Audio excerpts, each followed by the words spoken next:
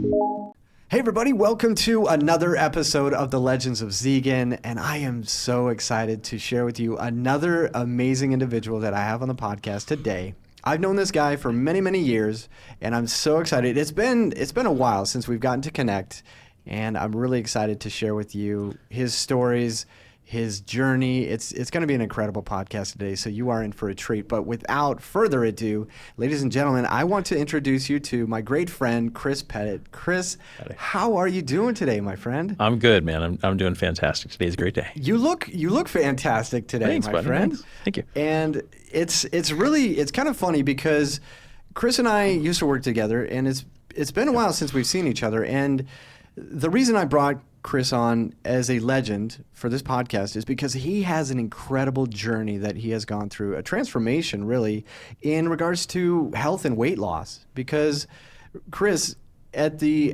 time that I knew you, you were how many pounds? When you and I first met, I was 320 pounds. 320 pounds. And then today? Today I'm about 215. That's amazing, man. Yeah. So, and we were talking about this, your journey with the weight loss. You lost approximately...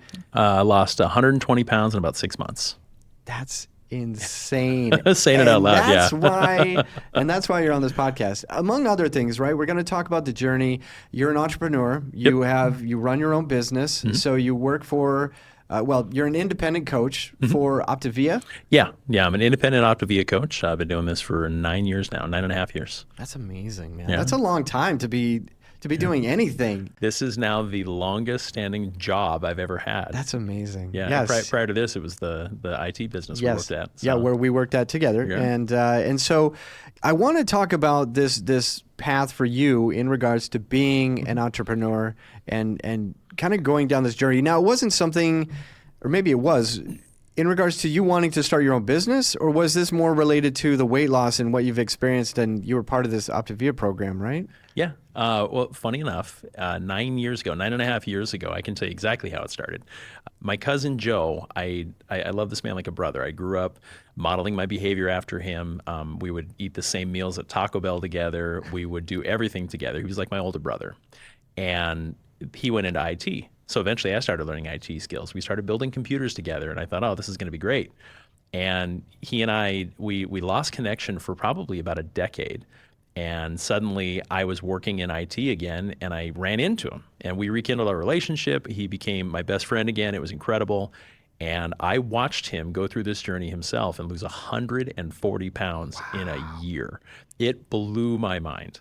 And he came to me, he says, hey, at the time I was 320 pounds. And I've talked to Joe about this in the past. This is going to sound really hurtful, but I promise it's not. He and I are cool now.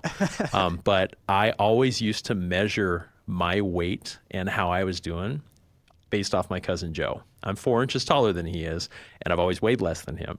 And so I always thought, oh, okay, as long as I'm not as fat as Joe, that was my barometer. As interesting. Terrible as that is. It is, but yeah. To that point, I think it's cool that you revered him as somebody as a benchmark for weight loss, but also somebody as somebody you wanted to model after from your career, and now going into this massive weight loss journey. And we're definitely we're going to dissect this in a lot of ways. But I want to understand for you, what was your life like as somebody who was 300 pounds? Oh, man. And tracing back to this, what was it like? Well, I mean, when I was 320, I was constantly sore. I was constantly worn out, always tired. Mm-hmm. I was sleeping on the couch half the time. I'd get home from work and crash out on the couch for 3 or 4 hours or play video games for hours on end. I wasn't really present as a dad. I wasn't present as a husband, any of that stuff. But I can tell you, I never thought it was a big deal because I was working out 6 days a week. I was healthy. As I saw it, I'm like, I can eat whatever I want because I'm working out. And I just remember back then and compared to now, and I just can't imagine how I didn't see that there was a problem back then, because I was so energetic. You've known me for years. Yes. I'm always high energy. I'm always super hyper. And anyone that ever interacts with me, they see that right away. I was the same way at 320 pounds. The difference is behind closed doors, and when I'd get home, I'd be sleepy. I'd be tired. I'd be crashed out on the couch and not moving like a slug. But you'd see me at work, or you'd see me on the basketball court, you'd see me on the football field, and I'd be moving like crazy until I got home, and then I'd be crying. And I mean, it was rough. But I look at it now, and I'm sore right now. I'm having a little bit of trouble moving, but that's because I did Ninja Warrior yesterday for 2 hours. So I mean, it's a different soreness reason. Yes, yeah, yes. But for you, and I want to know, because there's a lot of people that struggle with their weight. I mean, it's certainly an epidemic here in the United 100%. States.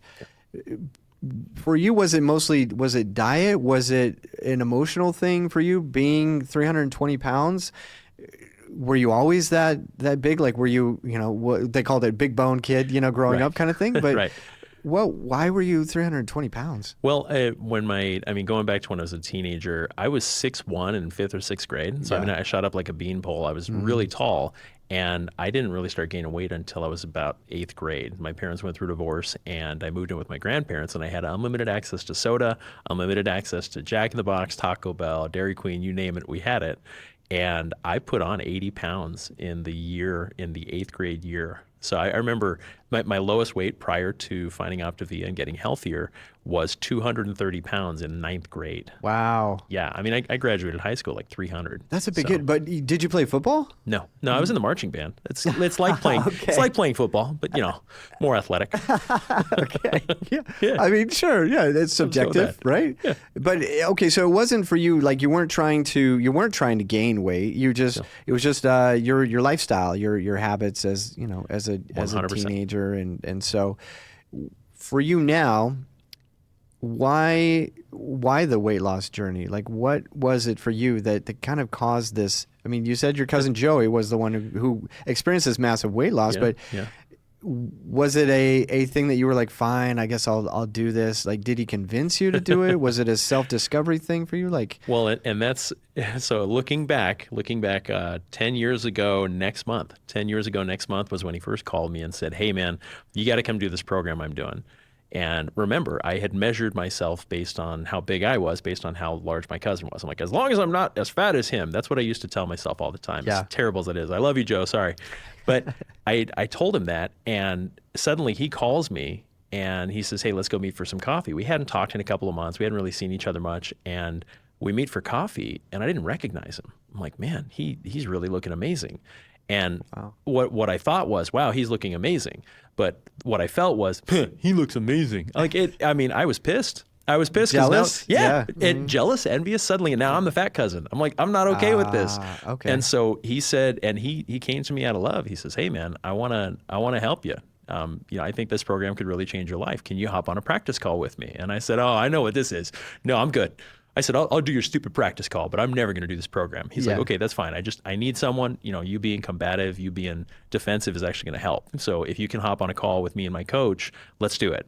And so I get on what's supposed to be a 15-minute call with him and his coach, turns into a 45-minute call. Oh, wow. And at the end of it, she asked me, she's like, oh, so are you ready to get started? And I said, no. and then I started to list off all the reasons why I wasn't going to do this. Mm-hmm. And I was mean. I was vicious because I was in a place where I was hurting. Yeah. I was sore. I was not happy with myself, not happy with my marriage. My wife and I were fighting at the time. And I felt like a total loser. And now to tack this onto it, I was taking it all really, really personally. Yeah. And so I remember hanging up that phone and I said, can you believe this? And my wife is standing there. She'd been listening to my side of the conversation. And she's like, oh, what? That people care about you and want you to get healthier? And I said, yeah. Can you believe that? And so it dawned on me. I'm like, oh, okay, maybe she might want me to get healthier. But I was still so stubborn, and I still fought it tooth and nail for 4 months. Oh, wow. 4 months. I'd love to say, hey, I started that day on program and I got healthier. Absolutely not. No, dude, it took me 4 months to get my head out of my ass. And so I remember the exact day that I made the decision. It was Super Bowl Sunday, 2015. So I woke up that morning, and I play basketball every Saturday morning with the same group of guys, have for like a decade. And I woke up Sunday morning and I was super sore from playing basketball. 320 pounds, and I'm playing on the ground with my daughter, Sarah. At the time I had a 2-year-old, my oldest, Carter, and Sarah, our second child. She was a baby. She was maybe 6 months old at this point. And I remember rolling around on the ground with her, and I rolled over and I couldn't stand up. And it was the most embarrassing and hilarious thing to ever see. Have my beautiful wife, Heidi, who's 120 pounds, soaking wet, come over, and she had to help lift me off the ground. I'm 320 pounds. I had to push over against the wall, slide over on the carpet, and it was one of those, okay, 1, 2, 3, heave ho, and hopefully pick me up. And I stood up and I thought, oh, okay, that was kind of embarrassing, but it's normal. 3 hours later, we go over to Joe's house for a Super Bowl party. And I walk in, and again, I don't recognize him. It's been 4 months since I last physically saw him. Sure. And I don't even recognize him. I'm like, is this your place? He's like, man, shut up. And he goes over, and it's crystal clear in my mind. He goes over, gets on the ground with his daughter, Emma, who's the same age as my daughter, rolls around with her, and then while holding her, stands up. And it was like a bomb went off in my brain, dude. Wow. I'm like, holy shit, I couldn't do that this morning. This is what I need. It wasn't for me at that moment. That's when I realized, wow, this is something that I need. He was able to do something that this morning I couldn't. And so I called him and I said, all right, I'm ready to do your stupid program. And the best part about that phone call was that he was so receptive, so nice, so kind to me, and he didn't make me feel bad, didn't judge me.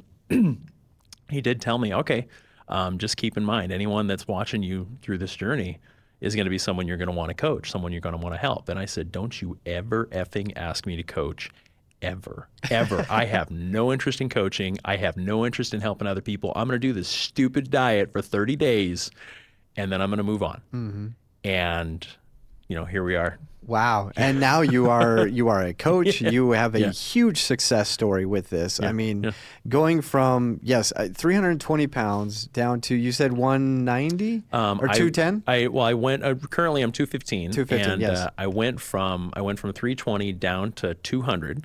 And at the 200 mark, I did that in 6 months. And I was like, okay, so I think I need to stop for a little bit and figure out if this is where I want to be comfortable at. I've gone up 10, down 10, up 15, down 15, but I pretty much stayed between about 200 to 230 this whole time. Okay. So. Wow. That's insane, man, honestly. And such a cool journey, especially with like the influence of your cousin, right? I mean, big shout out to Joe. I've never met him, but what a legend. Might have to get him on the podcast too. Oh, definitely. Because he's incredible.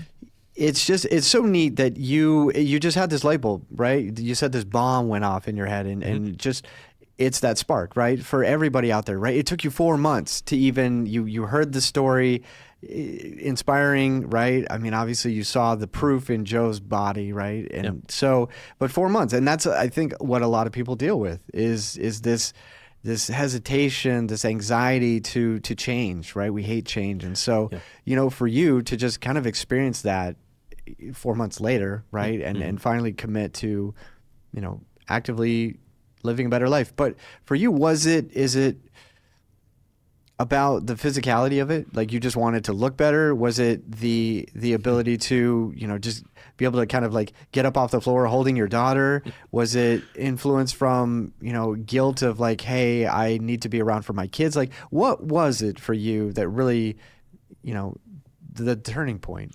So that moment, being unable to pick up Sarah off the ground was what really started this journey, what really was the catalyst for all of this. And it took me months to figure out what it was I was after. And what it came down to was I was tired of being tired. I was tired of feeling like crap all the time. And I wanted to be a better dad. I wanted to be a better husband. I wanted to be a better human being. And everything started improving from the first day I was on program. Wow. I mean, I started on my journey with OPTAVIA, and I mean, results aren't typical, but results vary. Yes, of course, yeah. But I can tell you that results vary widely and sometimes in a very good way.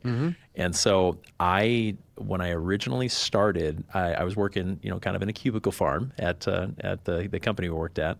And what was incredible was I had all of these people coming out of the woodwork to tell me what I was doing was wrong. And this is what cracked me up.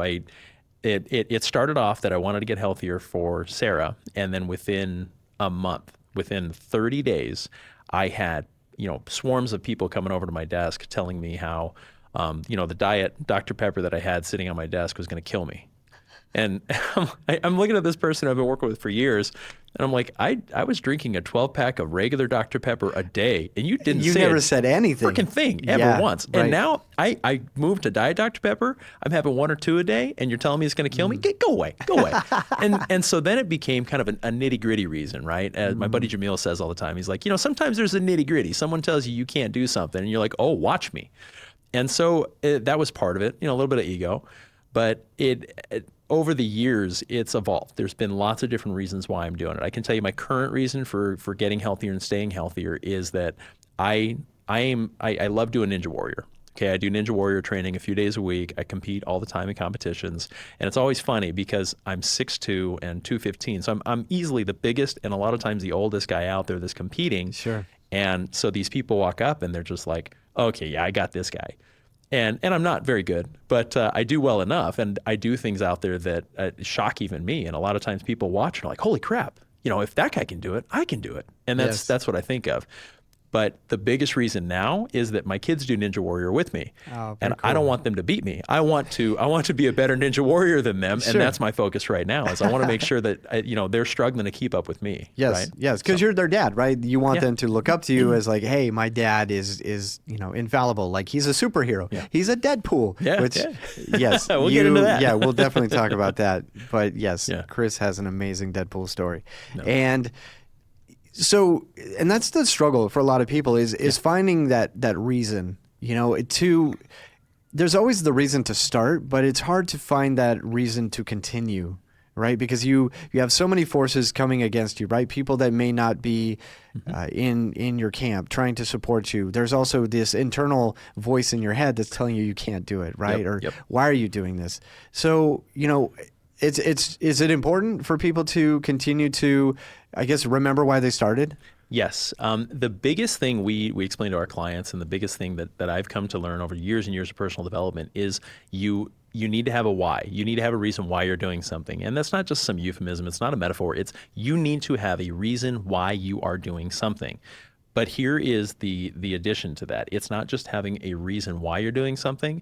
It's also that you need to be in outcome creation mode versus problem solving mode. Most people that get into diets, 75% of Americans are overweight or obese. Right. And by 2030, there was a study done by Harvard, I believe, that says that 50% of Americans are going to be excessively, extremely obese by 2030. Wow. 50% of Americans. That's shocking. Well, it is, but then you think about all of the convenience that we have around all these fast food restaurants and the fact that every single time we go to the fridge, we can find food immediately, right? And we just live in a different society.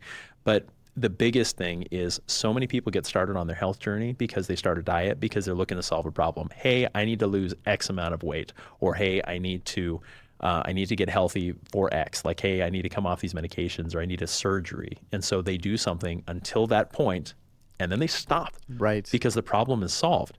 Okay, here's the thing with problem solving.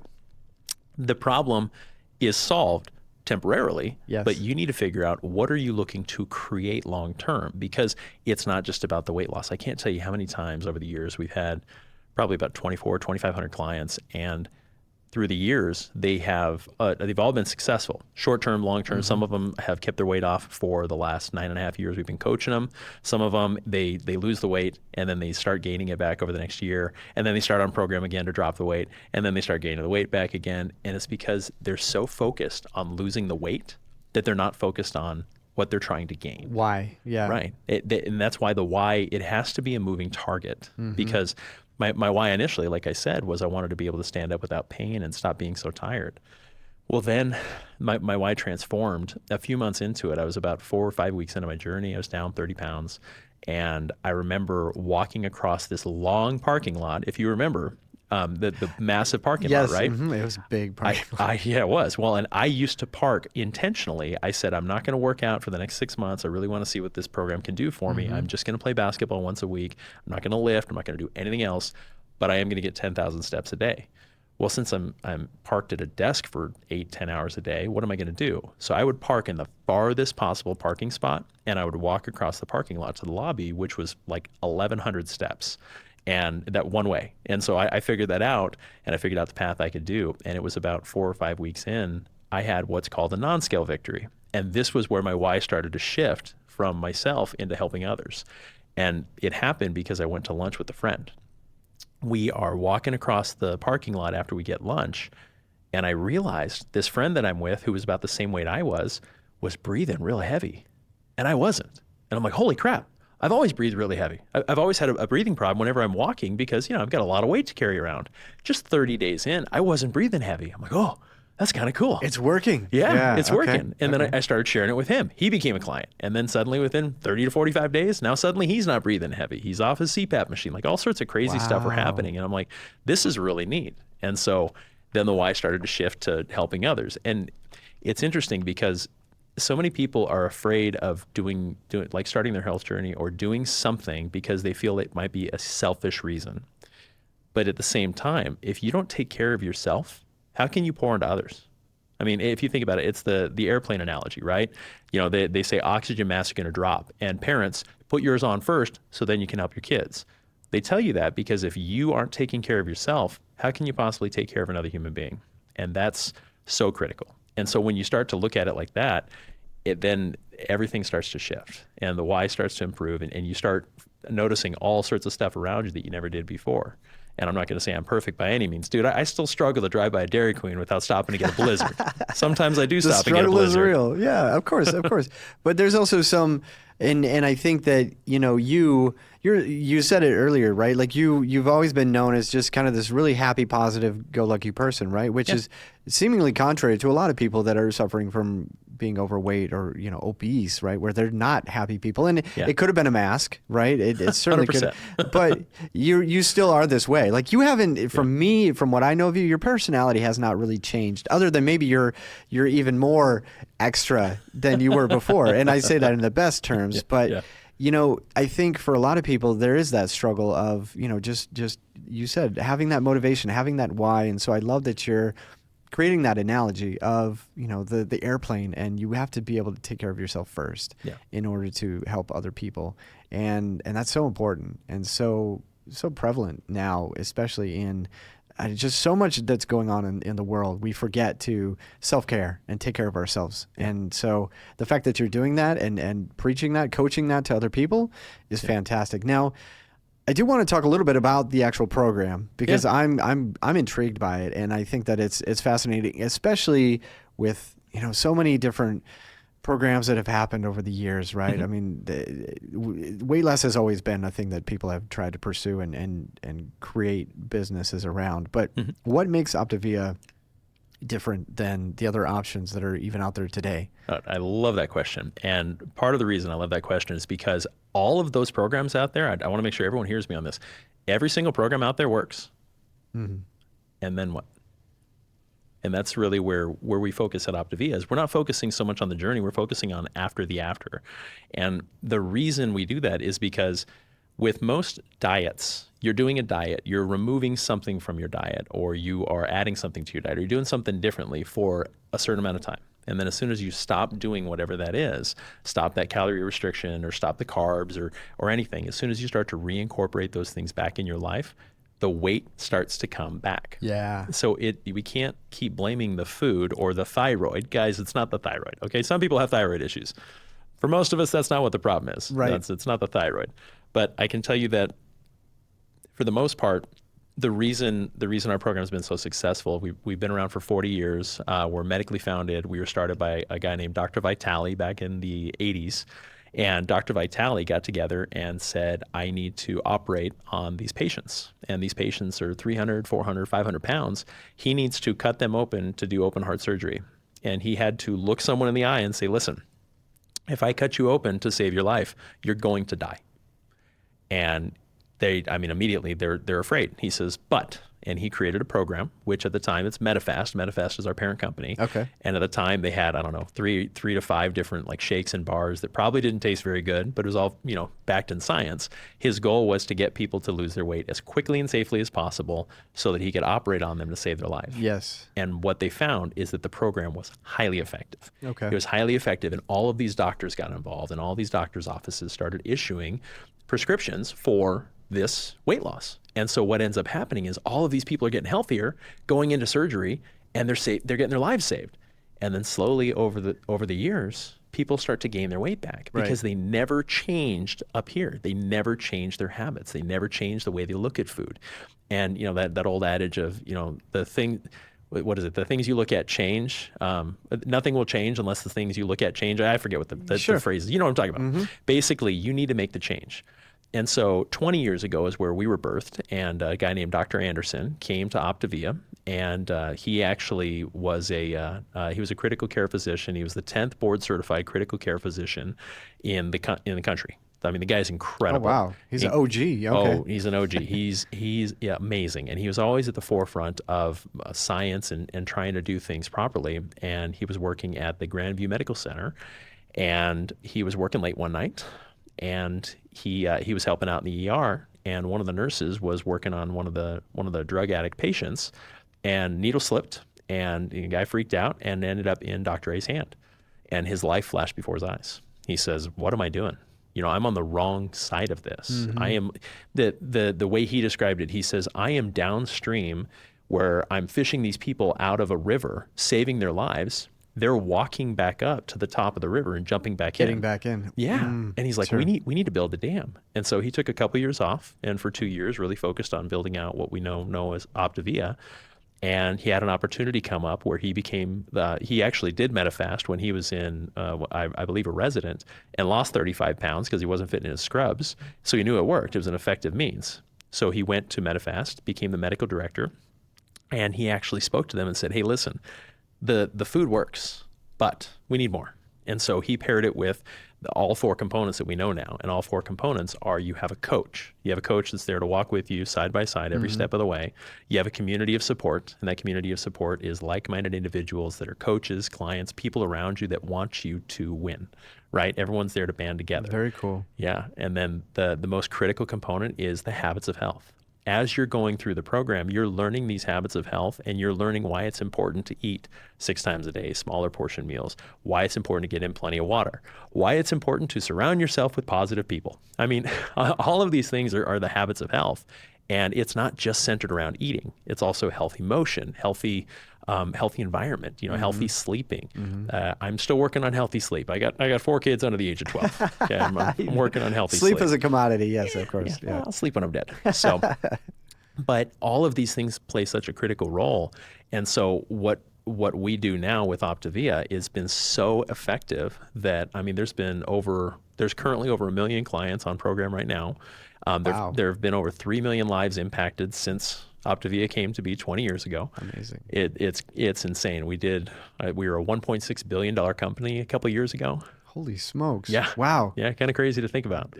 It's such a prevalent industry too, and I want to.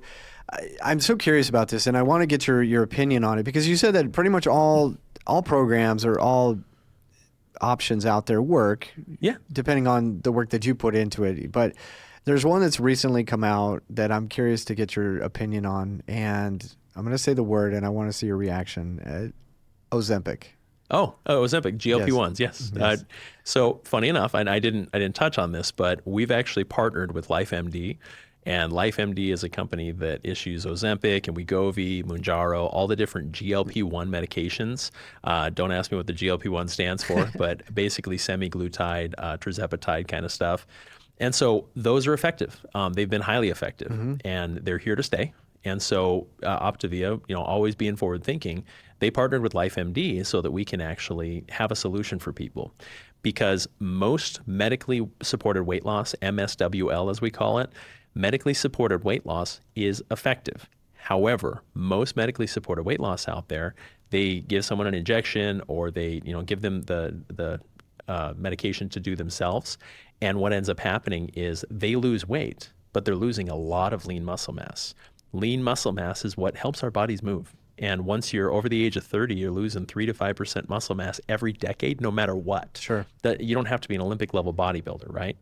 And so where OPTAVIA comes into play is our program has always focused on weight loss with fat. We're losing a fat loss, and we're retaining lean muscle mass. We see between 1 to 2% lean muscle mass loss through the entirety. Wow. So here's what's interesting. You commented when I got here today, man, did you get taller?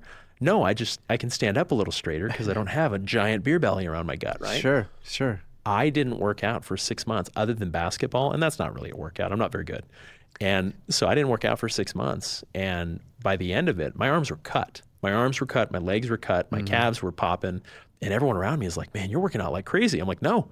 It turns out I was just a fat guy for so long. I had all these muscles underneath. I used to joke around. Oh yeah, I'm shredded underneath all this fat. No, I really was.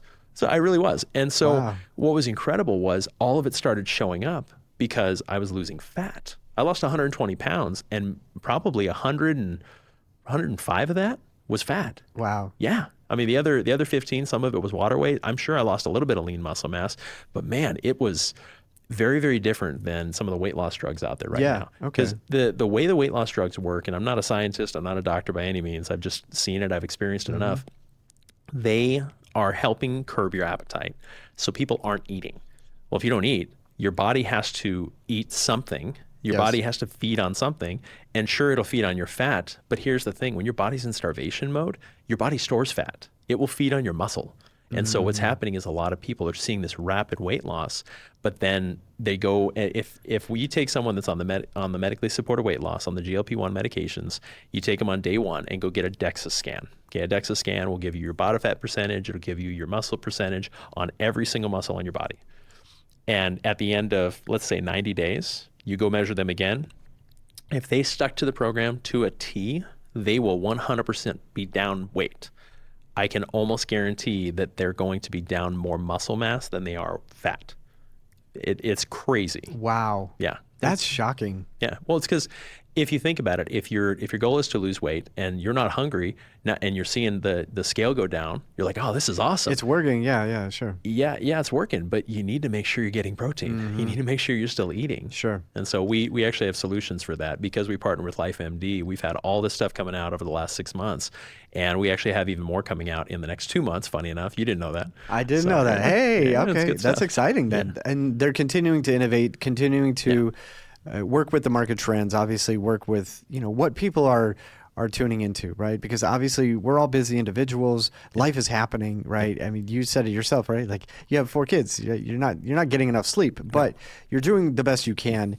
And I think that you, at least OPTAVIA, working with LifeMed and trying to kind of help supplement, like, hey, we know you're going to use these GLP-1s, but also let's work together. And you're not getting the coaching at the very least with these other programs, right? I don't think Ozempic is including any type of coaching or mentoring or anything like that. Like it's just boom, here's your shot, and enjoy the scale numbers. But other than that, you're not really seeing any additional. So even if it's supplementary to what you're doing, it's still better than just doing one thing. So I think that's fascinating. Well, it is. And another big part about this too is that there's so much shame around it. There's so much shame around people being on the weight loss medications. I can't tell you how many family members, how many close friends have come to me after the fact where they're down 20 or 30 pounds and like, hey man, I don't want you to think that I've been cheating on you, but I've been on the weight loss drugs. I'm like, fantastic. Listen,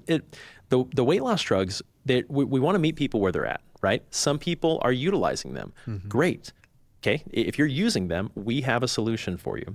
Okay, you're not using them, you have no interest in using them, great, we have a solution for you. Yeah. And there's so much out there, so much shame around this because people think that for whatever reason it's cheating or it's the magic pill or the magic drug or whatever. But I can tell you that what I love that OPTAVIA has done is now we have the ability to help people and meet people where they're at. We've always had the ability to meet people where they're at. We have people that have had, I've personally helped over a dozen people that have had bariatric surgery. Oh yeah. Yeah. Okay.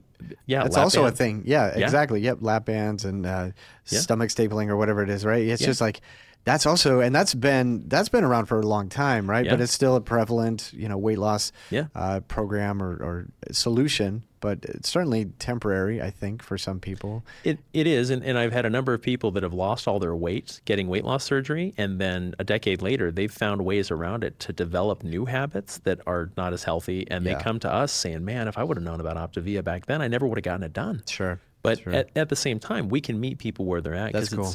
It's not just what they're eating. It's also why they're eating it how they're eating it, and there's a lot of mental stuff behind it. I was going to ask about that because it seems like there's, obviously the coaching, the mentoring is in encouraging people to, stick to a specific program, be, I guess, committed to going down that journey. But it's very difficult to stay motivated and have those mental blockers that are, preventing you from, I guess, reaching the next goal. And so that's a big part of the program as well, is just this mental assistance in getting through this. Oh yeah, very much so. Had it not been for me changing my habits, I wouldn't be here today. I tell the story all the time. It's kind of funny. I'd been on my journey 3 months. I'm down 65 pounds, something like that. I was killing it. I was feeling amazing. Everything was fantastic. I used to go to Dairy Queen every Friday and Saturday night, and sometimes Sunday night too.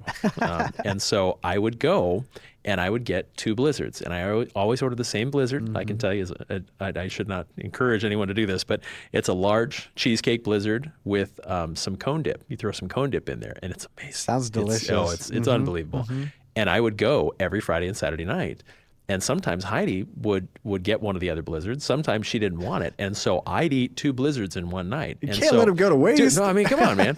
We had someone at the IT business we worked at who was selling one of those cards for their daughter for sports. The coupon books or whatever, yeah. And the coupon book had a little tag. The whole coupon book was $25. And it came with a little key tag that was buy one, get one free blizzard. And it was good for a year. Bro, I paid for that card that weekend.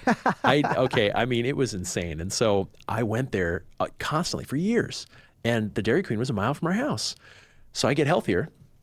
I didn't go to Dairy Queen for 3 months. And after 3 months, I was wanting to treat myself. I'm like, I'm gonna go treat myself. And so I get in the drive-thru, and this was one of the pinnacle moments, one of the things that shapes your life, shapes your reality. I'm in the drive-thru at Dairy Queen. I order. I pull up to pay, and the kid comes over and he's like, oh, okay, it's going to be $8. Oh my God, guys, he's back. Dude, where have you been? And I'm looking at this 16-year-old kid thinking, oh my God, he knows me by face at the Dairy Queen drive-thru. Dude, I had a problem. and that was when I realized, okay, I should definitely try to avoid going to Dairy Queen as often. But that was an eye opener. I'm like, oh wow, okay, very different habits back then. Sure, that's so interesting that you. Yeah, I mean, did you feel ashamed? Yeah, a little bit, yeah. Dude, yeah. I felt like Norm on Cheers, right? Like, oh, Norm. I'm like, oh my God, I'm that guy.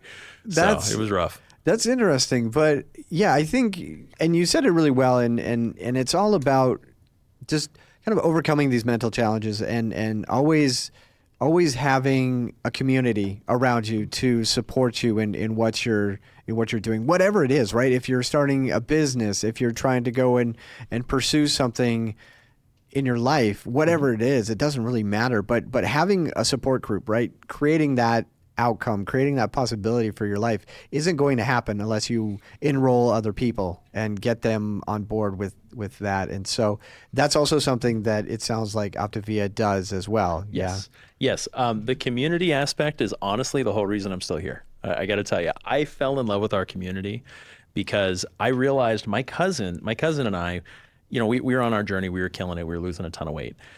And I then started to meet other people in the community. This gal, she started on program 10, 15 years ago because she wanted to get her mom healthier. And so she wanted to show her that she could do it too. Lost 35 pounds along the way. Then her mom got healthier than all of her mom's friends, and she became a coach, et cetera, et cetera, et cetera.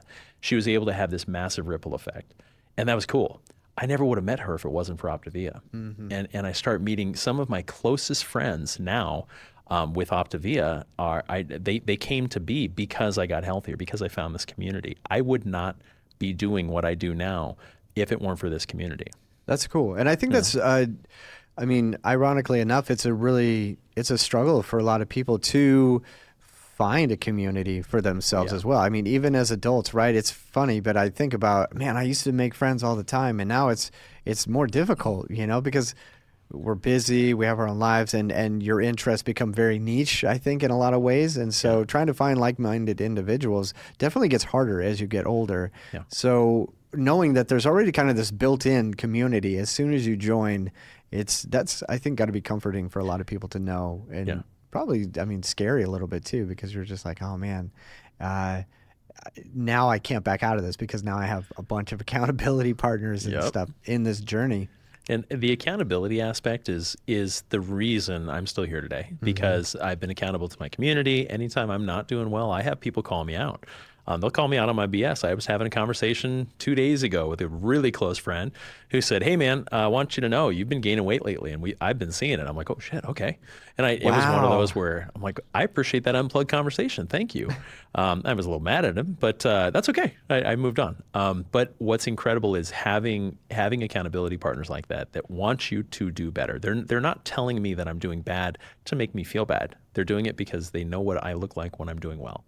Sure. And it definitely shapes everything around you. I love that. And it's such a fascinating journey, man, that you've been on. It's so cool. It's just knowing who you were. And I'm going to share a couple of photos of Chris before and Chris after.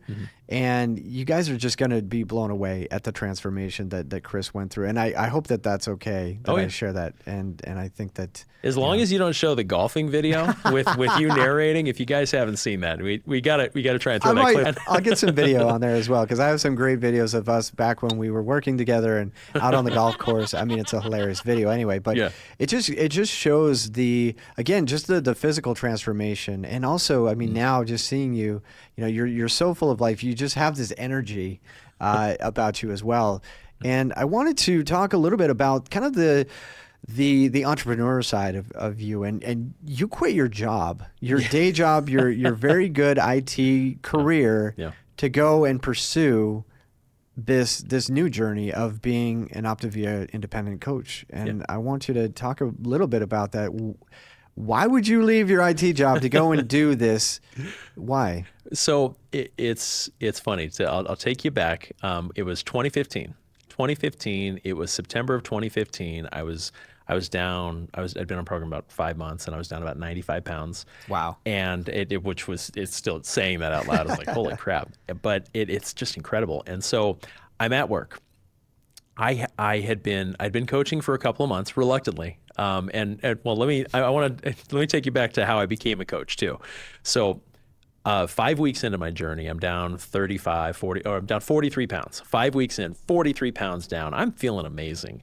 And my team comes over to me. I had about, 114 direct reports that I had to work with there while I was the supervisor. Yeah. Mm-hmm. And I had just hired a whole bunch of people, and the people that had been around for a little while, and nominated a spokesperson to come up to me, and he says, "Hey Chris, listen, we've all signed this, and so we need you to have this." And he hands me an envelope that had about $120 in it. And I'm like, "What's this?" He says, "That's $120 from us.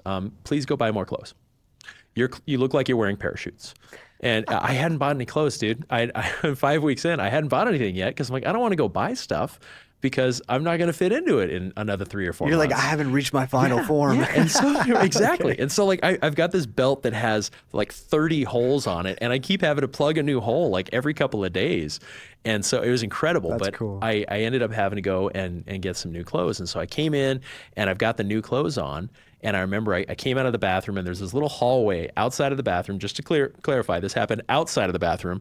But I had this guy approach me, and this guy, I don't think he worked with him at the time, and I'll leave him anonymous because he asked me to. But he was a big guy. Okay, he was about 450 pounds, and he comes up to me and he says, "Hey, do you have AIDS?" What? Wow. No. He's like, "You got cancer?" I'm like, "Dude, no. What? I just went to the bathroom. What's up?" And he says, "Okay, well, I just came from the doctor. Doctor says I need to lose weight or I'm going to die." And he starts breaking down a little bit, and he says, "Can you coach me?" And I thought, dude, you need to call my cousin. My cousin's amazing. I referred him like 30 people that week. Wow. Because they all saw me in my new clothes. Yes. And they're like, "Oh man, you've changed so much." I'm like, "Yeah, let me get you in touch with my cousin." And he looked me dead in the face, and he says, "You want me to call some guy I don't know and say, 'Help, I'm fat'?" I said, "Yeah." He says, "I'm not going to do this unless you coach me." And I'm like, "Oh, okay." And remember what I told my cousin before? Don't you ever I'm never going to be a coach. Don't ask me to be a coach. Yeah. I used a lot of expletive deleteds in there, a lot of cursing when I told him that. And so I had to call my cousin and say, hey, you want to go get some coffee? And we got some coffee, and I'm like, hey, yeah, man, I'm doing great. Everything's awesome. How do I become a coach? He's like, I'm sorry, what was that? And I said, how do I become a coach? And he just grinned. He's like, let me show you. I'm like, shut up. Don't even. So and I asked him while I was getting ready to sign up as a coach, I said, hey, I've referred like 30 of my friends over to you, and who's getting healthier? And he just starts laughing. And I'm like, what? He says, dude, you've sent 30 people that I don't know to call me? Would you call someone and ask for help if you were struggling? I'm like, no. He says, exactly. He says, they want to talk to you. They don't want to talk to me. And it was, while I was signing up as a coach, I'm like, okay, well, I guess that makes sense.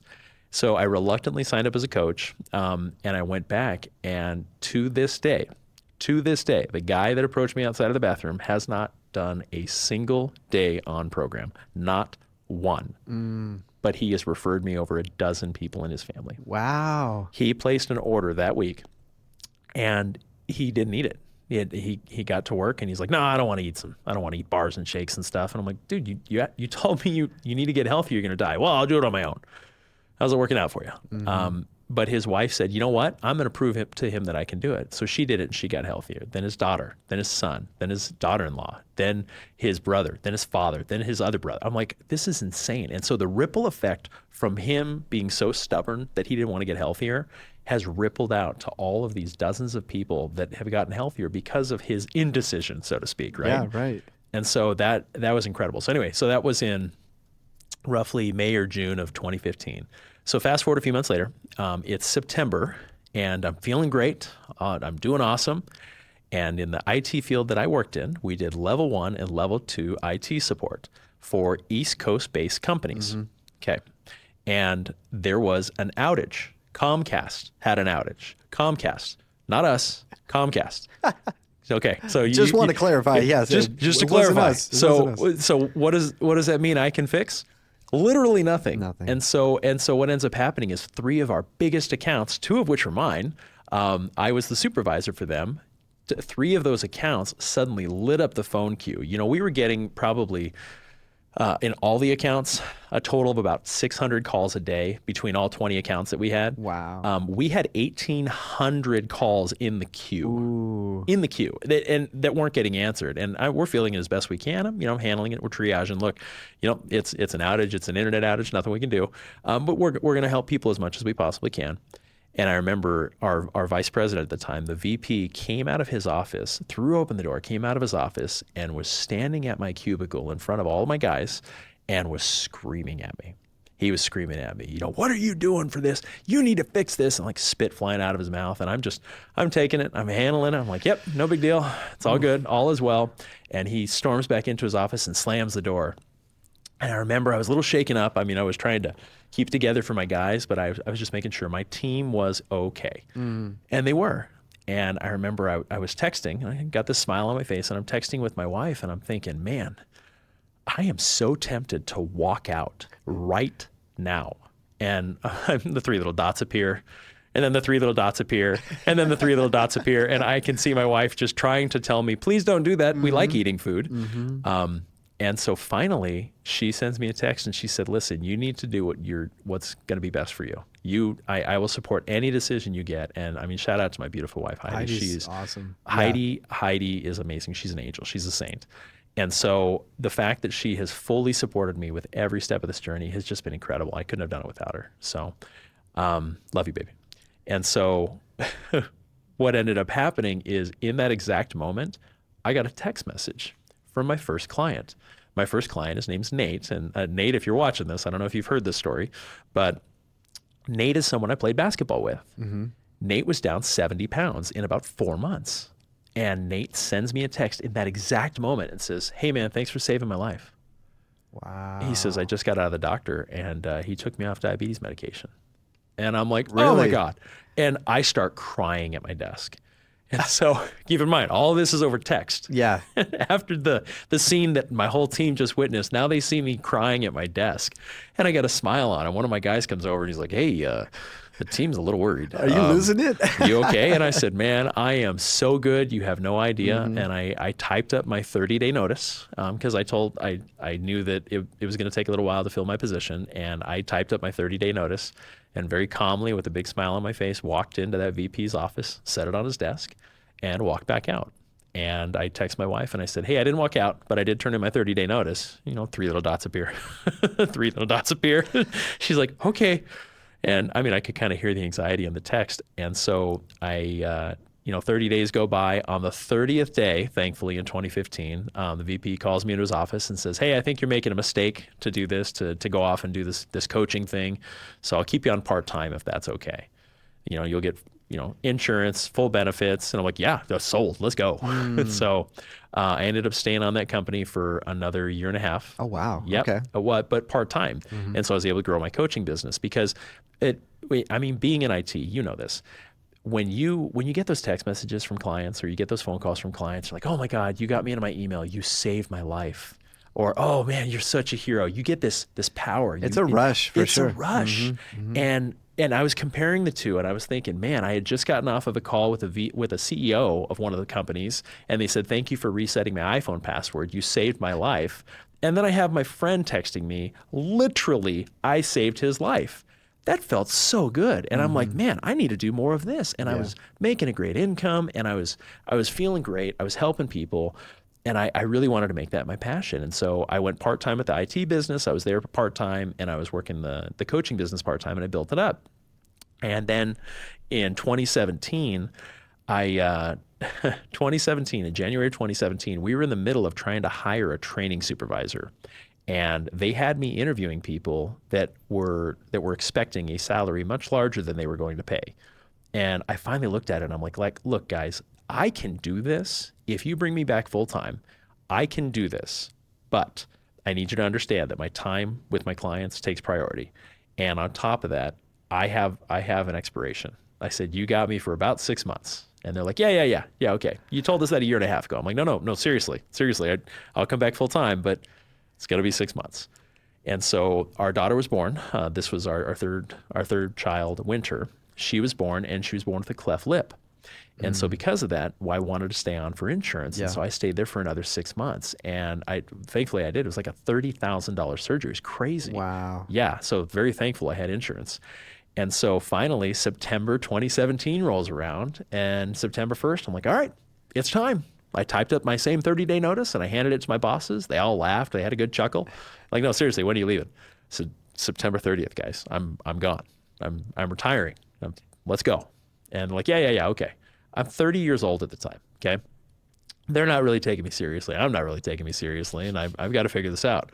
And so September 30th, my last day there in IT, I ended up staying late, about half an hour late, just because I wanted to say goodbye to a few people. Yeah. And I ended up signing up 3 clients, which was fantastic. I stayed 30 minutes late, and these guys that had been trying to get in touch with me knew it was my last day, and like they flocked to me. They're like, dude, we got to talk. Call me tonight. And it's a good thing that they asked me to call them tonight, because I got home and I looked at my business, and it was the worst month I'd had in coaching in like a year. And I'm like, man, I'm going to be doing this full time? Yeah, what am I doing? Oh my God. I went through all the emotions all at once. It was a roller coaster, and thankfully I signed them up. Things were good, and we improved. But man, that was pretty powerful. So that was September 2017 that I retired from IT. That's amazing. Holy smokes. Yeah. And yes, now you're completely full time doing this coaching. You're very successful doing it. More successful than you were in IT, it sounds like. And do you feel more satisfaction doing this than you ever were doing in IT? 10,000%, yes. Okay. And the biggest reason wasn't just because of the ego. It wasn't just being ego driven. It wasn't just because I like getting the text messages saying, hey, you saved my life. It's also seeing the impact that these people that I've been able to have in their life just by being their guiding light, being their accountability partner, right? Sure. I'm watching parents become better parents. watching husbands become better husbands, wives become better wives. I'm watching kids that are struggling, that were, 15, 16-year-old kids that were struggling with their weight, feeling self-conscious at school, going on program and losing weight. Yeah. And now they're trying out for the basketball team or the football team. And I'm like, man, like you're changing lives. Yeah. And it became so much more focused on everyone else and not as much on me. And I love that. And that's it. That's still what it's about. I mean, I'm going to selfishly say that I'm still healthy now because of all of the accountability I have with my clients and the community around me.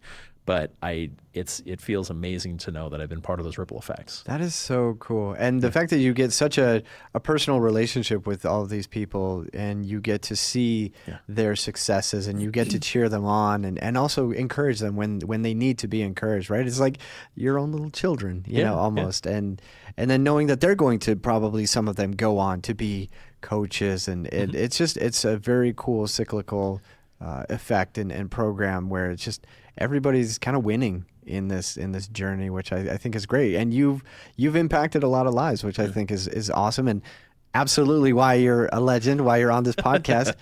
And I want to talk a little bit about Chris, the personal guy. Some things that, maybe some of your students, your people around you maybe don't know about you. Maybe they do, but what do you like to do when you're not working, when you're not coaching, when you're not involved in the business? What do you enjoy doing with your life?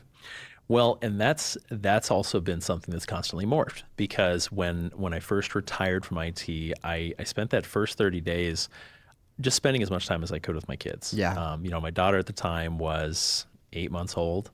My son would have been 4.5, and my other daughter was 2.5. And it was so cool that I could spend all that time with them. And then after about 30 days, I'm like, yeah, okay, I'm done with that. I love them. I love them very much. But I need to stay active. I need to be doing all sorts of stuff. And so I started looking into different things I could do. And at the time, I had been running Spartans, or I'd been running Tough Mudders, things like that. And I got really into one called Rugged Maniac. And I would run 2 Rugged Maniacs every single year. And I ran, It's a 5K obstacle course. It's not super in-depth. It's only a 5K. I don't like running. I wasn't built to run, but I was built for obstacles. And I love doing the obstacles, and especially pushing myself. Because, at the time I was 200 to 210 pounds. I'm like, man, I can do all of these. And it felt so good. That's so cool. To this day, I still can't walk by a pull-up bar without doing 1 or 2. Because, you know why? Because I can't.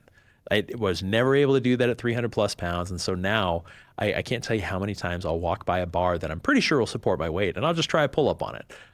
Most of the time it supports my weight. Sometimes it's not really a pull up bar. I shouldn't do that. But I can tell you that it's cool to be able to do that. So I started running these obstacle course races, and Rugged Maniac runs 2 a year, 1 in the spring, 1 in the fall.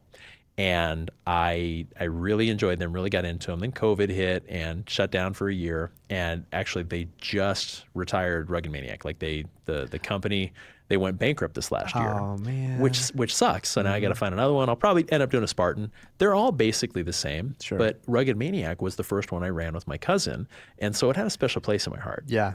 And so that led me into, well, what else can I do? And funny enough, in 2020, when the pandemic hit, a place out here called Conquer Ninja opened up their first facility in Arizona. They're from Minnesota. They opened up their first facility in Arizona in March of 2020. Kind of bad timing. And so the manager, yeah. And so I didn't go there until April of 2020.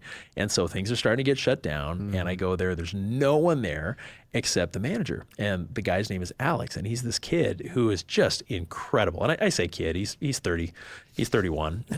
How do you know you're officially old? That's Al. You started calling them kids, when they're 30. Yeah. And so I walk in and I watch Alex do all these crazy things. And he looks like a freaking monkey on the bars. Like I'm watching him do these things. And I'm like, man, that's powerful. And he says, yeah, you can probably do a lot of these things. You just need to learn how.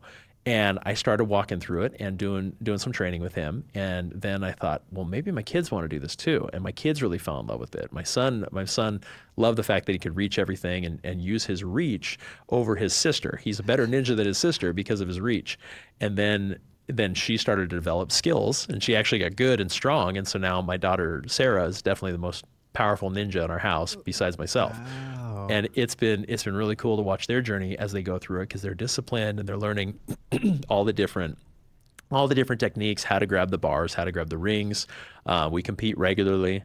We don't win, but we compete regularly, and I can tell you it's been a lot of fun. And so I really enjoy doing Ninja Warrior. Okay. I still, it's funny, I was never really that good at IT, and I was never really a huge fan of IT. What I liked was the people, and I've always been a people person, right? So I started getting into networking, started getting into Toastmasters, and we'll talk about that some too. And I started getting into all of these different available options that I could go meet people and I could hang out with people, because I found that my passion is people, is networking, is connecting, is figuring out how I can help someone, not for my benefit, but for theirs, because again, it feels great to help others.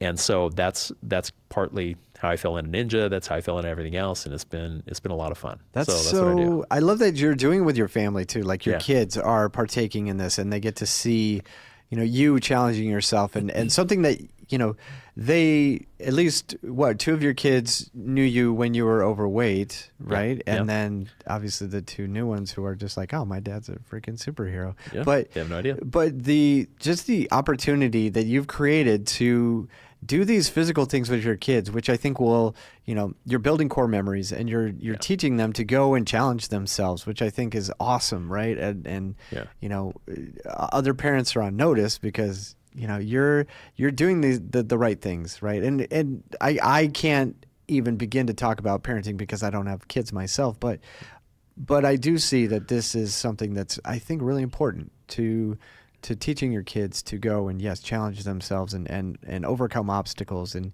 it's in a very physical, applicable way. But I don't know, man, just shout out to you, and of course Heidi too, for just being such a champion for you doing this. But does Heidi do Ninja?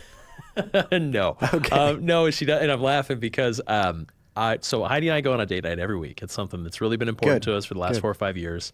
And again, she's a saint. We've been married almost 14 years. March will be 14 years. Wow. And I can tell you, my wife's LDS. My wife's a Mormon.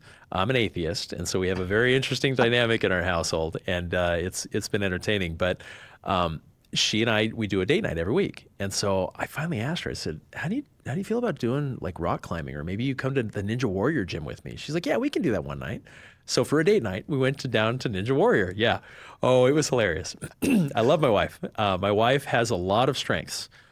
Strength not being one of them. And so we're at the Ninja Warrior gym, and so we have these rings, and the rings are hanging from the 25-foot ceilings, right? They're on chains, and you grab a ring, and you need to just reach out, grab the next ring, and then you're building up.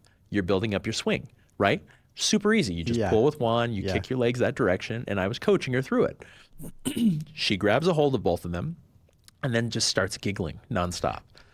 And I'm like, what's wrong? She's like, I'm pulling as hard as I can. And she didn't look like she was doing anything. And I said, okay, let me push you a little bit. And I started to push her, and she fell off. And so I said, okay, maybe Ninja Warrior's not our thing. Maybe it's my thing. It's not your thing. She's like, yeah, I think so. But she's such a good sport about it, and she was there with me, for me, and has been every step of the way. And that's why we've been able to be happily married. Well, we've been married 14 years. We've been happily married probably about 8 of those. Yeah.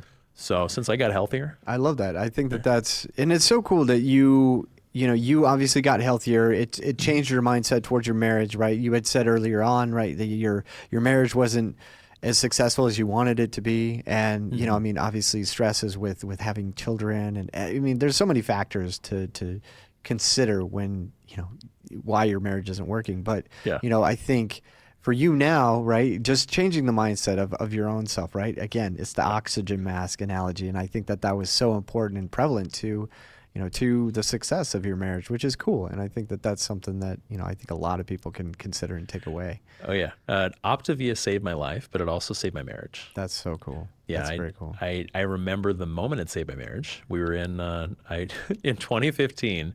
I'd been coaching for about 3 months, and we had a convention. And every year OPTAVIA has a convention, and this year it was in Orlando. At the time, it was a single income family. My wife's a stay-at-home mom. She's an amazing mother. And that's something we've been able to do. We chose to do, but it means that financially we weren't doing so hot. Yeah. We were broke, and I had just started coaching. I was only making a couple $100s a month. And I'm like, okay, well, I'm going to put it on a credit card. So I put the plane ticket and the hotel stay on a credit card, flew out, left my wife at home with a 9-month-old baby and a 2-year-old. who both modeled themselves after me. So high energy, poor woman. This first time I've ever been away from her ever. And so she's bawling. I fly across the country.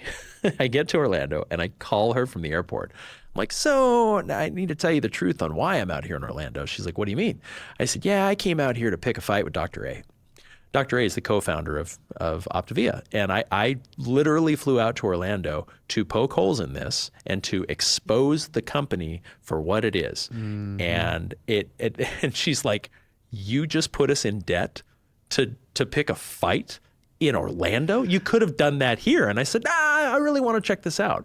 And it was because I was really tempted to go all in, but I didn't know exactly what I could do or what was going to happen with this. But I wanted to know. And so I got out there, and I remember it was the day before the event started. So I'm looking around, I'm scoping everyone out. I'm trying to find the millionaires in the room. And I'm like, yeah, these people are going to show up with fur coats, diamond rings, big checks on the stage. And I wasn't getting any of those vibes, none. And in fact, I'm there with my cousin who was also laughing, and like he's like, you're not going to find anything like that. That's not what this company's about. I'm like, yeah, I'll see. And I remember running into a lady, Shirley, and Shirley is downstairs, and this is a massive conference center. Okay, it's like 3 football fields across, just by the conference area, and they've got these huge 30-foot pillars that are probably 10 feet in diameter, huge. And this lady is getting her photo taken next to one. There's this massive woman on the pillar, and then the lady standing next to it getting her photo taken by her husband. And it's just those two and me and my cousin. My cousin knows who she was, walks up and says, hey, Shirley, I'd like you to meet my friend Chris. And Shirley looks at me and smiles and says, tell me about your story. 20 minutes later, we're both bawling, completely wrecked. And it's because she was sharing with me, she lost 300 pounds. Right? Or maybe 230. It was a lot. It was between 200 and 300 pounds. Incredible transformation. She was actually in the book. She was in the Habits of Health book that Dr. A has. And the photo she was taken next to the pillar, that's her before. It didn't look anything like her. So I'm like, wow, that was so cool. And she was such a nice lady, and she was so awesome. And then I remember the next day, she went up on stage. And I'm like, wow, I actually talked to a real human being. And she's exactly like she was to me in person as she was on stage. Interesting. And I started to put all these things together. I started to meet all these people that had lost a ton of weight or that had helped millions of people. And I'm like, man, these are all real human beings.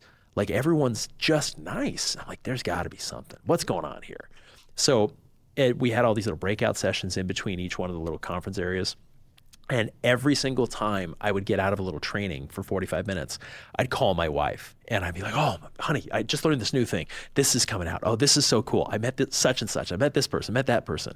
Meanwhile, my wife is at home with 2 babies, losing her freaking mind. And I'm calling her every 10 minutes, right?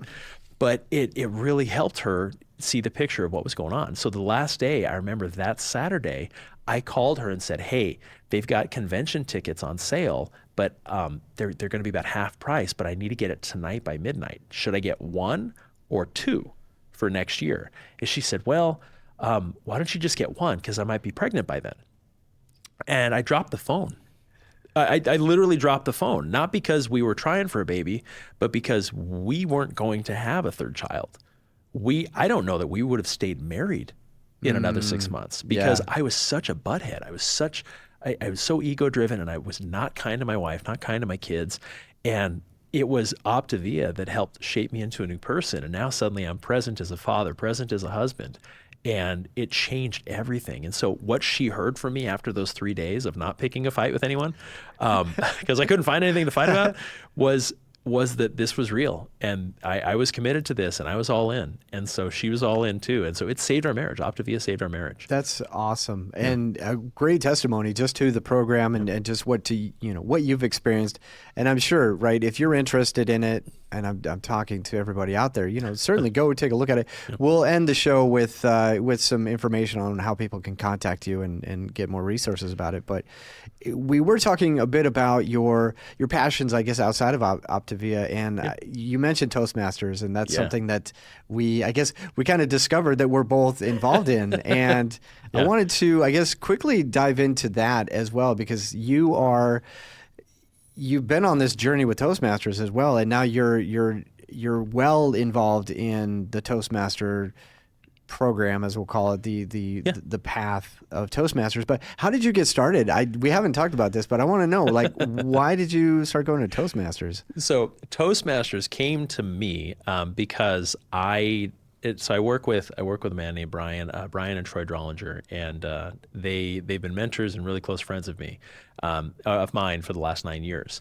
The dad, Lonnie, was one of the first coaches 20 years ago with OPTAVIA. Okay. So Brian and Lonnie started the business with Dr. A 20 years ago, and they were some of the first coaches. And so anything they gave to me, any mentoring they gave to me, I listened. If they said jump, I'd say how high. I wouldn't even think about it. Lonnie calls me on Thursday night, and he says, hey, you need to get over to this place tomorrow. These are the best of the best of the best speakers I've ever heard in my life. I've been doing Toastmasters 40 years. You need to get there. Be there tomorrow at 6:30 a.m. I said, awesome, I'm there. Also, what's Toastmasters? I didn't know what it was. And he says, don't worry about it. Just get there tomorrow at 6:30 a.m. Click. And he sent me the address. I had just moved to Santan Valley, Dave. And the address he gave me was about a mile from my old place. At Alma School, at Dobson and Baseline. So it's at Dobson Ranch. And so I needed to drive. It's a 45-minute drive with no traffic from my house. I didn't plan ahead. So I woke up that morning and I took off. There was a lot of traffic. I ended up showing up 20 minutes late. I showed up 20 minutes late to my first Toastmasters meeting at Dobson Ranch. And you're laughing a little bit because you kind of understand. We have a big club. We have 60 members. I walk in, and it's a special meeting. They're roasting someone. And so you talk about my vibe. I mean, this is perfect. They're roasting a guy named Paul Brunaforte. And Paul Brunaforte has been involved with Toastmasters as long as I've been alive, for 40 years. And they're roasting this guy. So I walk in 20 minutes late. I'm looking around the room. There's standing room only except for one seat in the corner up at the front. I'm like, oh, great. So I walk in, and this guy comes over to me. His name's Tudor. I didn't know him at the time. He became a really close friend and mentor of mine. But Tudor says, hey, I got a spot for you. And he takes me to the last seat. And so I walk into this, and I'm there for maybe 5 minutes before I realize, holy crap, this is a room full of badasses. This is a room full of rock stars. At the time, I was a decent speaker. I'm not going to say I was the best of the best by any means. I was a decent speaker. In this room, I felt like the worst speaker in the universe. I looked around at these people. I'm like, holy crap, this is the room I want to be in. These people are amazing.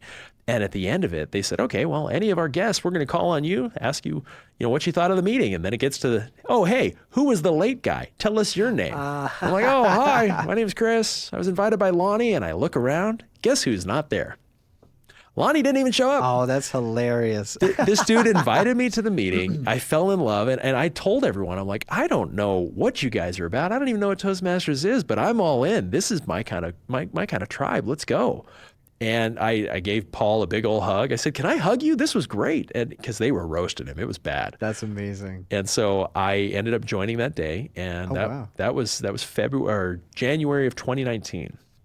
So I've been involved with Toastmasters since 2019. Wow. I joined, I was at the cutoff. I was member 60. There's a 60 member cutoff that we have in our club. And I was member 60. And so suddenly now there's a waiting list. I'm like, oh, I really edged in. But at the time, I couldn't even afford to join Toastmasters. So Lonnie paid for it. Really? Yeah. Oh. So, I mean, this was 2019. So Amazing. this was, 2 years into my journey of coaching so far.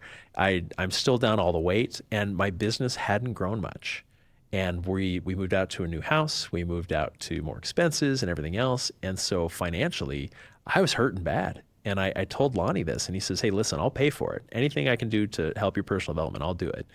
And Lonnie doing that was so huge. At the time, and this is kind of an unfortunate circumstance, but at the time, we were on food stamps.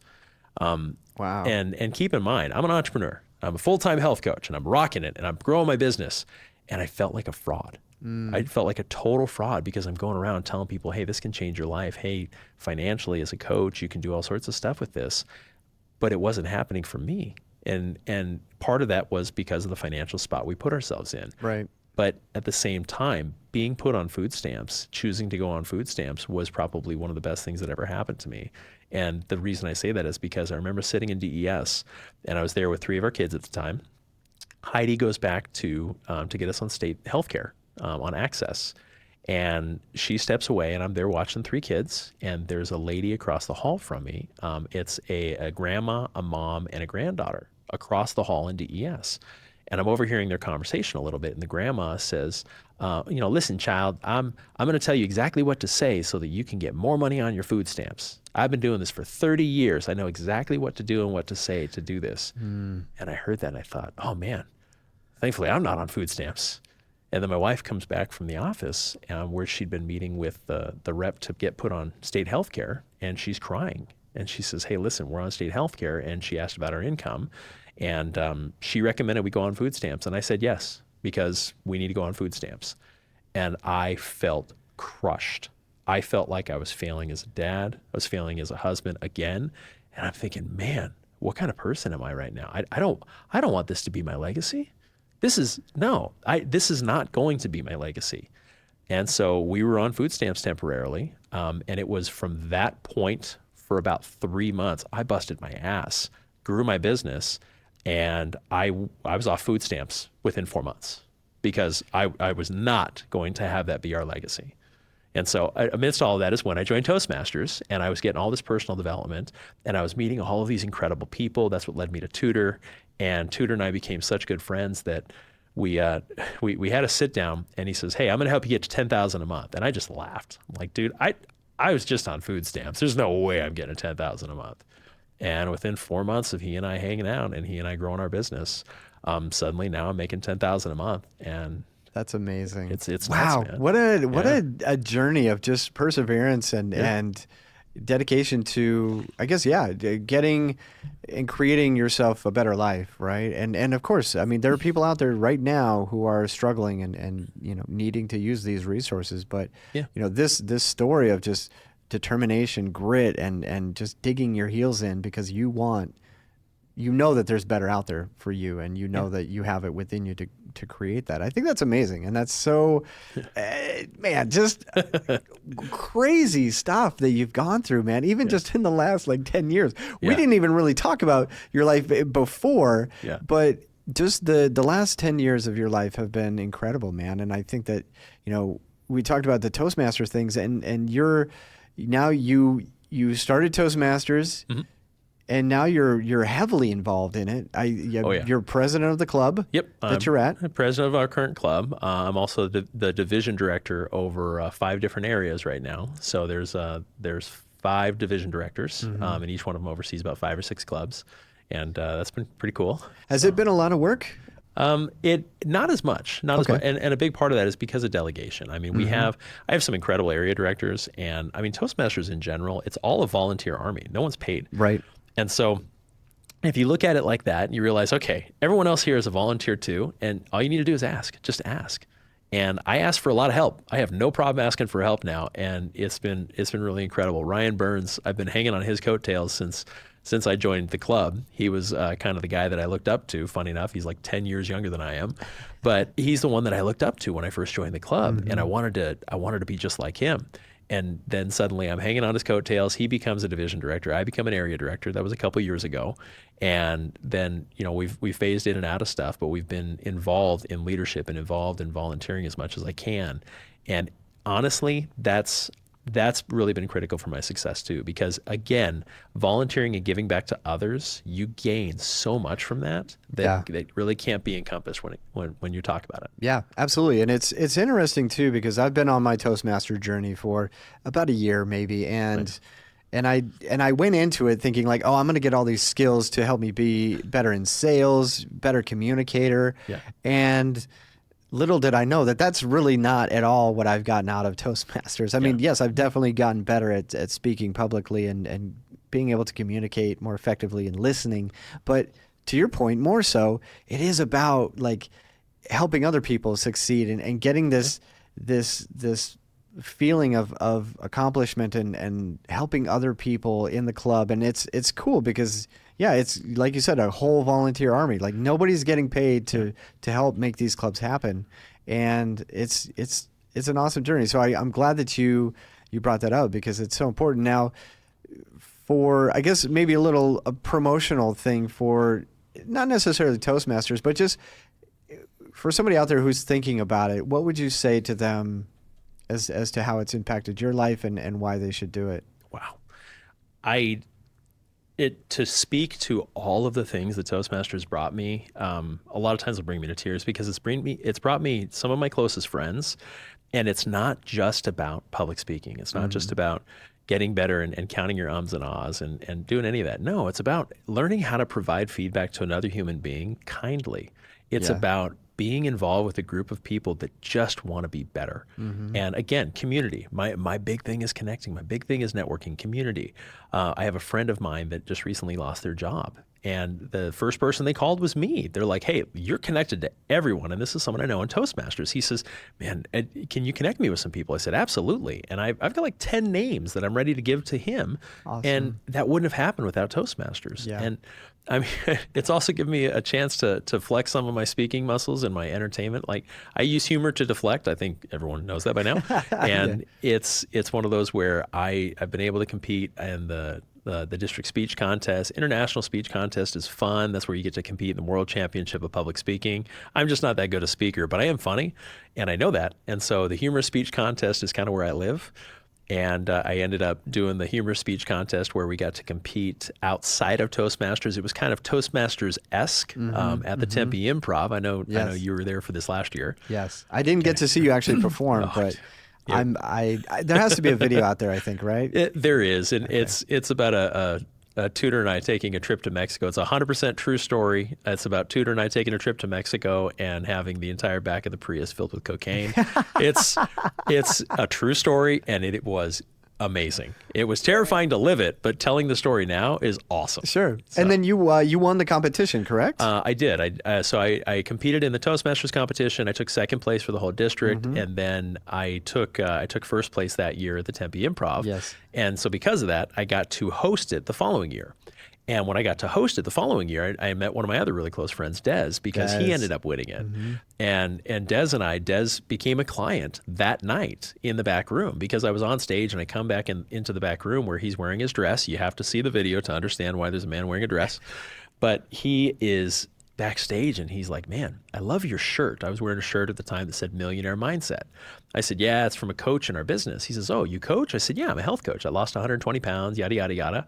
And he's like, bro, I'm killing it financially. I'm killing it mentally. But I need help losing some weight. Can you help? I said, yeah, let's talk. And he signed up the next day, lost like 60, 70 pounds. He's killing it now. And so it's just, Toastmasters has led me to some of my closest friends.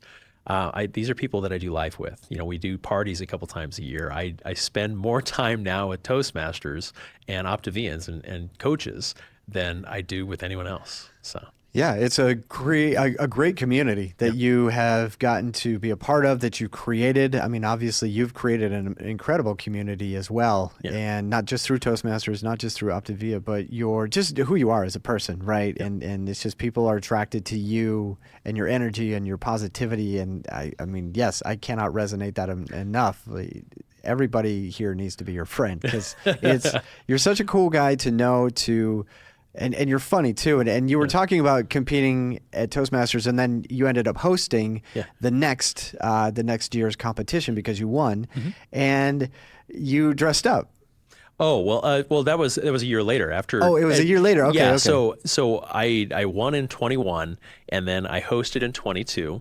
And then in 23, Des won the previous year. Some things happened. He wasn't able to fully host, but he was there with Michael Desiderio, and they asked that I dress up as Deadpool and mess around with the audience. So I was literally dressed up as Deadpool, and I go full character, and I was walking around messing with people, and I had the absolute time of my life. It was incredible. You saw the outfit. It looked pretty good. It's an incredible outfit. Hopefully we have a picture that we can show you here as well. I'm going to pop it up on the screen right now. But it's such a cool costume, very well done, very well made, and your body, you were able to fit in this suit and make it look legitimate, right? I mean, I ordered the suit from Etsy. I'm emailing back and forth with this guy, and he says, okay, so here's the different sizes I have. I have small, medium, large, extra large, 2X, or I can custom fit something for you. And so I sent him an email back. I said, okay, great, custom fit. Here's my measurements. I shit you not. His response back was, oh, okay, so you're fat. I'm like, Wow. You dick.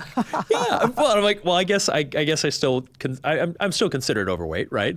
And I'd still be considered fat, especially by someone that I'm a foot taller than. I'm 6'2", right? Yeah, And right. so I thought, I'm not going to be offended by this. But he custom made the outfit, sent it out to me, and it fits me like a glove. It's fantastic. So it's, yeah. It looks great and it's hilarious. And the fact that you also get into character, which yeah. I mean, it just, yes, you have this spirit of theater in your body and just a way of being. And I think it's so much fun. So you're so much fun to be around. And Thanks, I truly enjoy always, getting to see your stories on socials, and obviously now getting to connect with you. And I'm looking forward to definitely hanging out with you again, my friend. I will certainly be at Dobson Ranch Toastmasters to support and see what you guys are up to, because you do have a great reputation in Arizona, in the Valley, as being a phenomenal Toastmasters club. So kudos to you for running that. And yeah, I think, honestly, we're I sad to say we're running out of time here, but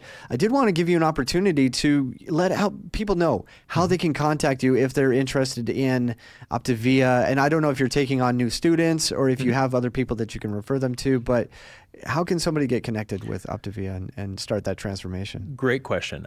Yes, we're definitely actively taking new clients. Right now is actually a great time for people to start coaching with us.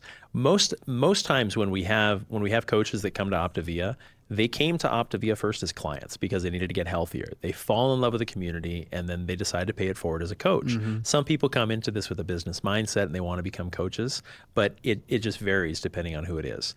But I can tell you that right now there's a special coaching promotion going on where we're getting paid 4 times as much to coach over the next 3 months. And so, yes, we're definitely looking for clients, definitely looking for coaches. And if you're interested in getting in touch with me, get in touch with me on Facebook. You can find me under Chris Pettit.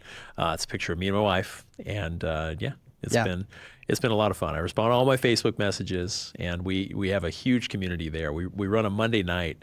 We have a Monday night community Zoom that I run. It's funny. I retired from IT in 2017. You want to guess what 80% of what I do now is? It's all the IT work behind the scenes. Running Zooms and trying to get the technology working so everybody can participate. I love that. Yeah. So you always come back to your roots. Yeah. Well, and so we typically have about 1,000 to 1,500 clients on there every Monday night. Amazing. And that's really is what keeps me together. Like I said, I mean, I get to speak sometimes, but the cool part is I get to experience all of it together and interact with all these amazing coaches and clients, and it's a lot of fun. That's very cool. Well, yes, check the description for all of the contact information for Chris. And yes, last question for you. And I didn't actually preface this at the beginning. Usually I tell people, hey, I'm going to ask this last question.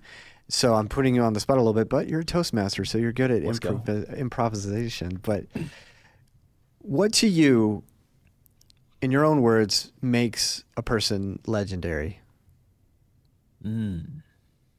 What makes a person legendary? Really, the ability to leave a legacy. Everything is about legacy. Everything that I look at in my life, I have done maybe initially so that I can be healthier, or maybe initially so that I can make money or do this or do that.